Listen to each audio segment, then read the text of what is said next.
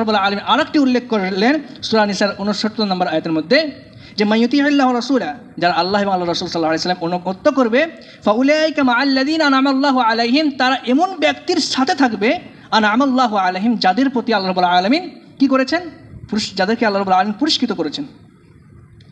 আমরা দুনিয়ার মধ্যে মানুষের কাছে থাকার চেষ্টা করি, কোনো ভালো মানুষের কাছে থাকার চেষ্টা করি, যে যেমন সে তার সহচর্য বা তার সাথে থাকার চেষ্টা করে। কিন্তু আল্লাহ রাব্বুল আলামিন আনুগত্যর ফলাফল কি বললেন, যে সে পরকালে কি হবে, আনআমাল্লাহু আলাইহিম ফাউলাইকা মাআল্লাযীনা আনআমাল্লাহু আলাইহিম, পরকালে তাদের সঙ্গী হবে সে যাদের প্রতি আল্লাহ রাব্বুল আলামিন অনুগ্রহ করেছেন, পুরস্কৃত করেছেন। তারা কারা?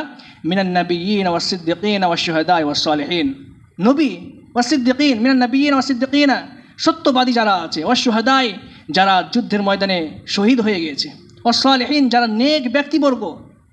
এরা কারা? আমরা সকলেই নেক হতে পারি না, আমরা সকলেই শহীদ হতে পারবো না, যুদ্ধ আসলে আমাদের ভয় লাগে, আমরা শহীদ হতে পারবো না, আমরা সকলেই কি মুসলিহ বা নেক হতে পারবো না। এবং তারপরে আল্লাহ রাব্বুল আলামিন বলছেন যে নবীদের সহচর্য হবে, তারা নবীদের সাথে থাকবে। নবী কে হতে পারবে? নবীদের গুণ নিয়ে কে আসতে পারবে? পৃথিবীর মধ্যে রাসূলুল্লাহ সাল্লাল্লাহু আলাইহি ওয়াসাল্লামের পর এমন কোনো মানুষ নাই যে নবীর গুণে আসতে পারবে। নবীর ধারণ যে গুণ ছিল সেটা হতে পারবে। কিন্তু ইতাআত এমন একটি জিনিস, আনুগত্য এমন একটি জিনিস, যদি মানুষ করে আল্লাহ এবং আল্লাহ রাসূল সাল্লাল্লাহু আলাইহি ওয়াসাল্লামের আনুগত্য, তার পরিবর্তে আল্লাহ রাব্বুল আলামিন ডাইরেক্ট সার্টিফিকেট দিচ্ছেন যে আমি তাদের মধ্যে তাদেরকে গণ্য করব যদি সে আল্লাহ এবং আল্লাহ রাসূল সাল্লাল্লাহু আলাইহি ওয়াসাল্লাম আনুগত্য করে। আর তারা হচ্ছে নবী, সত্যবাদী, মুসলিহ, নেক এবং শহীদ। শহীদের মর্যাদা আমরা শুনে থাকি যে শহীদের মর্যাদা একমাত্র জান্নাত।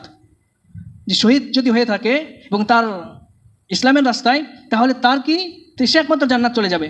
কিন্তু আল্লাহ রাব্বুল আলামিন ইতাআতের মাধ্যমে, আনুগত্যের মাধ্যমে আল্লাহ এবং আল্লাহ রাসূল সাল্লাল্লাহু আলাইহি ওয়াসাল্লামের উল্লেখ করলেন যে যদি আনুগত্য করা হয় তাহলে এই শহীদদের সাথেই তোমাকে দেওয়া হবে। তাহলে আমরা কোথায় যাব?